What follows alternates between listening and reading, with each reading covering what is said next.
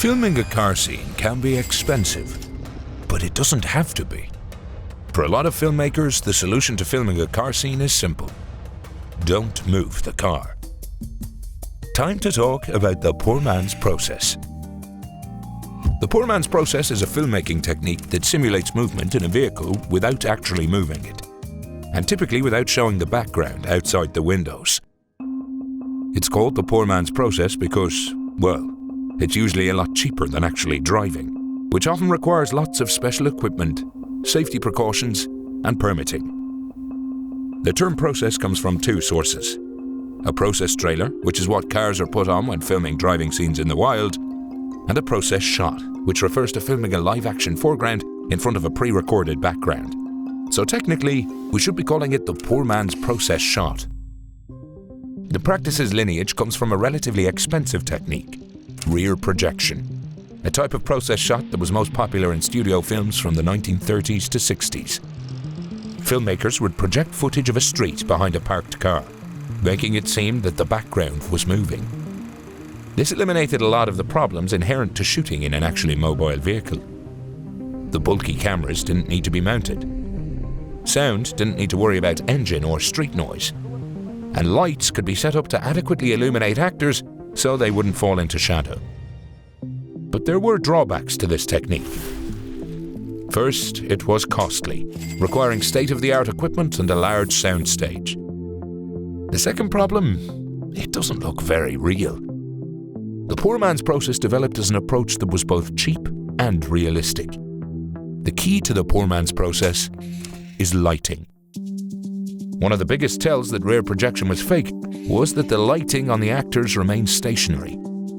The poor man's process eschews the moving background for moving lights, which can be accomplished any number of ways: by swinging them around on C-stands, moving objects in front of them to create shadows, having a PA run by holding one, or other creative techniques.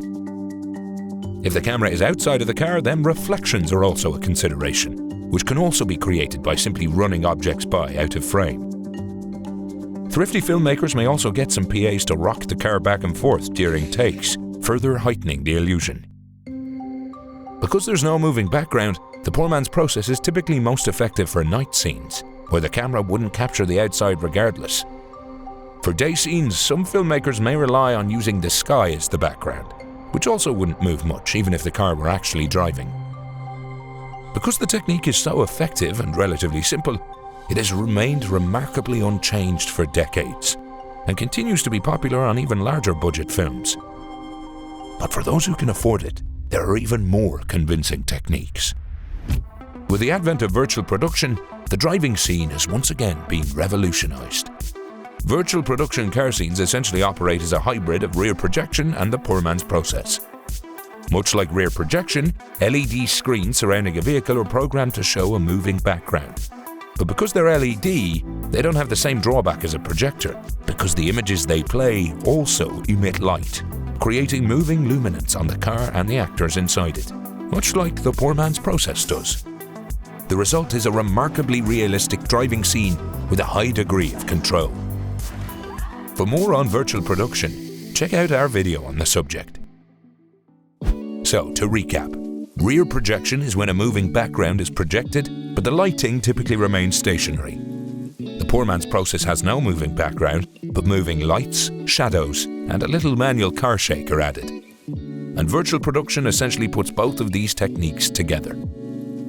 Of course, not all of us can afford to drive our picture car into the volume, so luckily the old-fashioned poor man's process can still get audiences where they need to be. Start planning your next car scene with StudioBinder's pre-production software, which includes everything from shot lists to call sheets. Goodbye for now. Drive safe.